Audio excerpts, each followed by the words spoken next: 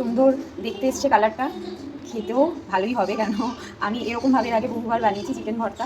আর আজকে আমি রেসিপিটা শেয়ার করলাম। প্রথমে আমি কড়াইতে সর্ষের তেল দিলাম, এখানে সাদা তেলও ব্যবহার করা যেতে পারে। এটা গরম হয়ে গেলে আমি এখানে একটা ছোট দারচিনির টুকরো দিয়ে দিলাম।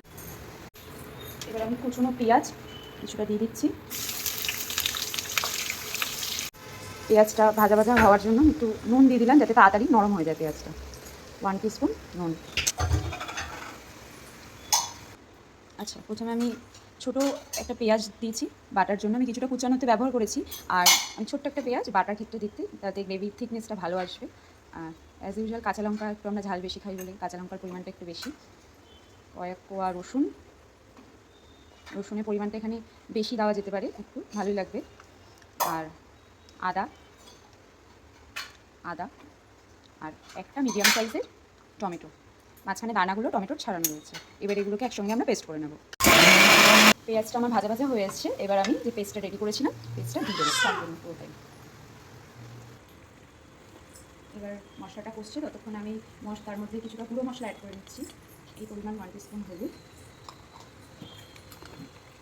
1 টিস্পুন জিরের গুঁড়ো, জিরের গুঁড়োটা আর একটু বেশি দিচ্ছি। তারপর দিচ্ছি ধনের গুঁড়ো 1 টিস্পুন, আর দিচ্ছি লাল লঙ্কা, মানে যেটা শুকনো লঙ্কার গুঁড়ো, সেটা দিচ্ছি 2 টেবিল স্পুন। আপনারা চাইলে একটু বেশিও দিতে পারেন, যারা ঝাল একটু বেশি খান। আমরা যেমন একটু দুজনেই ঝাল ভালোবাসি, স্পেশালি আমার হাজব্যান্ড ঝাল খেতে খুব ভালোবাসে, তার জন্যই আমার ঝালটা একটু বেশি দেওয়া। এবার আমি একটু কালার আনার জন্য Kashmiri red chilli powder add করছি।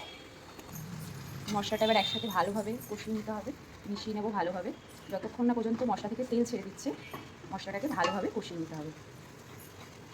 2 থেকে 5 মিনিট এবার রেস্টে ছেড়ে দেবো, কষতে দেবো। মশলাটা কষছে, ততক্ষণ আমি আর একটা পেস্ট রেডি করে নিচ্ছি, ছোট্ট একটা পেস্ট। 1 টিস্পুন ভাঙা কাজু, গোটা কাজু এখানে ব্যবহার করা যেতে পারে, কোনো ব্যাপার না, যেটা থাকবে বাড়িতে সেটাই ব্যবহার করবেন। আর যদি বাই চান্স কাজু না থাকে বাড়িতে, সেখানে আপনারা চালমগজও ব্যবহার করতে পারেন, কোনো অসুবিধা নেই। আর এখানে দেবো হচ্ছে আমি 1 টিস্পুন টক দই। এটা নিয়ে একটা আমি স্মুথ পেস্ট রেডি করে নেবো। আচ্ছা, আমার পেস্টটা করতে করতে মশলা থেকে তেল ছেড়ে দিয়েছে ভালোভাবে। এবার আমি এর মধ্যে বয়েল করা যে চিকেনটা, মানে ভর্তার জন্য আমি যেটা ব্যবহার করছি, চিকেনটা আমি জাস্ট একটা কয়েকখানা দানা আপনার গোটা গোলমরিচ, কালো গোলমরিচ যেটা হয়, সেটা দিয়ে আমি করে নিয়েছিলাম, বয়েল করে নিয়েছিলাম। আমি প্রেশার কুকারে বয়েল করেছি, আপনারা চাইলে নর্মাল বয়েলও করতে পারেন। আমি এরকম এটাকে হাতের সাহায্যে বা আপনারা কাঁটা চামচের সাহায্যে ঝিরিঝিরি করে নিতে পারেন। এটাকে এবার ভর্তার জন্য আমি দিয়ে দেবো পুরোটা। আমার এখানে আমি ইউজ করেছি আপনার 400 গ্রামের মতো চিকেন। আমি এখানে ব্রেস্টের পিস ইউজ করেছি, আপনারা চাইলে লেগের মাংস নিয়েও করতে পারে, কোনো অসুবিধা হবে না।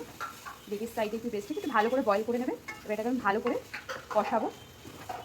সামান্য একটুখানি আমি যে চিকেনের স্টকটা, যেটা আমি বয়েল করার জলটা রেখে দিয়েছিলাম সেকে, সেই জলটা আমি একটু দেবো। কয়েকটা গোলমরিচ যেখানে আছে দেখতে পাচ্ছেন, জাস্ট গোলমরিচ আর সামান্য লবণ দিয়ে আমি বয়েল করেছিলাম, আর কিচ্ছু না।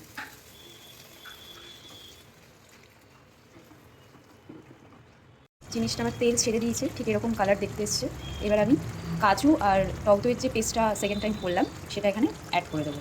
এই পেস্টটা এবার টক দই আর কাজুর যে পেস্টটা, আবার বলছি কাজুর বদলে আপনারা চাইলে মগজও ব্যবহার করতে পারেন।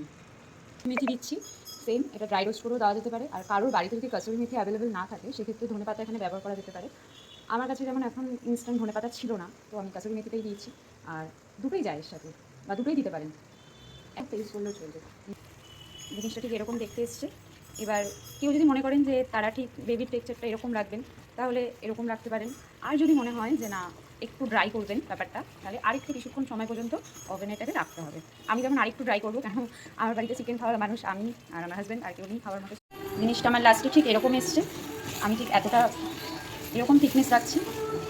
এবার আমি এটা গার্নিশিং করবো একটা বয়েল এগ দিয়ে, বাস পুরো কমপ্লিট আমাদের চিকেন ভর্তা, হোম স্টাইল, একদম খুব ইজি টু মেক, তাড়াতাড়ি হয়ে যাবে, কোনো ঝঞ্ঝাট ঝামেলা ছাড়া।